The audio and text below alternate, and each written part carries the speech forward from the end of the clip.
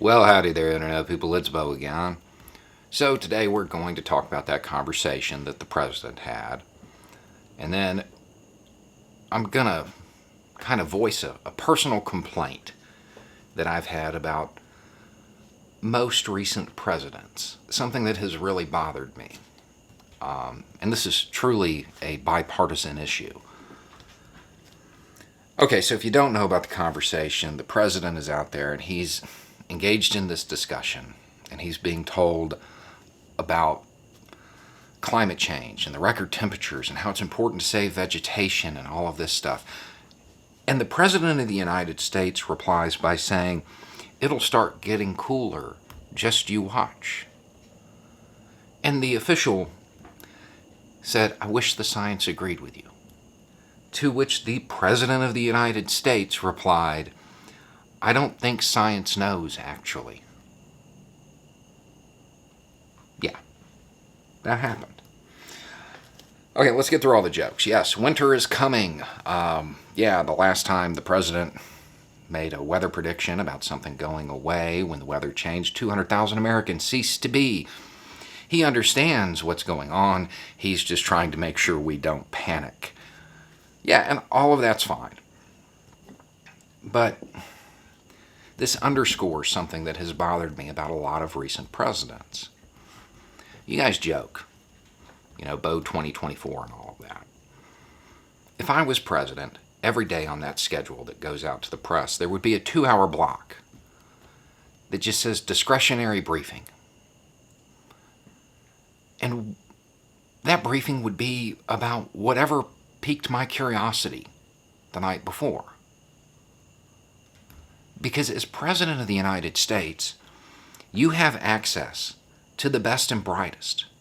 The most brilliant minds on the planet will come explain anything to you at the drop of a hat. So for 2 hours a day, I would be sitting cross-legged on the briefing room floor, looking up at whatever brilliant person they brought in to answer my question. What is that face-looking thing on Mars? Some guy from NASA would show up and explain it to me. And explain everything that I could possibly want to know.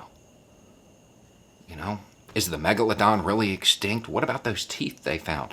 Some woman would climb out of her submarine and show up and explain it to me. And it doesn't have to be somebody from one of the dozen scientific agencies within the executive that have rooms upon rooms of experts and brilliant scientists sitting around doing science stuff all day. It could be from the private area too. Call up an Ivy League college. Hey, were the Amazon women, were they really the Scythians?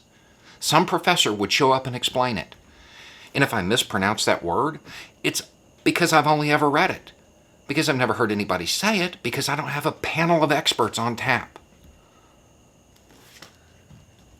It's embarrassing on a lot of levels that our leaders don't have any curiosity, don't want to know more.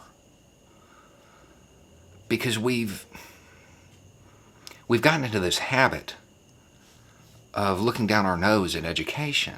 We need to stop. It's literally going to kill us.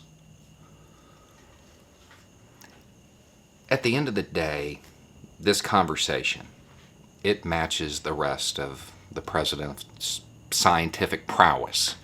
Goes along with the disinfectants and everything else that he's ever said. It's willful ignorance.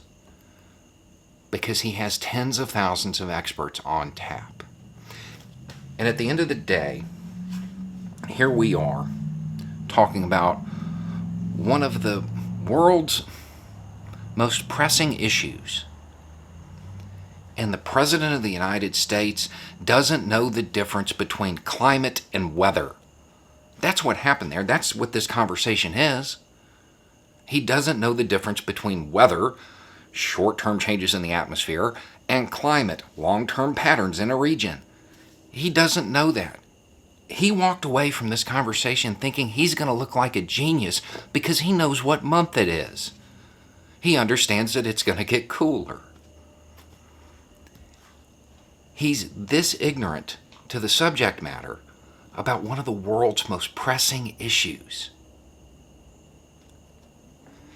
Any president that is not remarkably better educated by the end of their first term doesn't deserve a second one.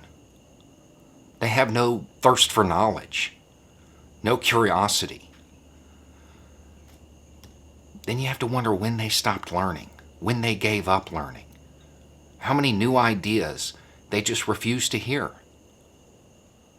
because they think they already know it all. It's an embarrassment to the United States to have a man like this sitting in the Oval Office. Anyway, it's just a thought. Y'all have a good day.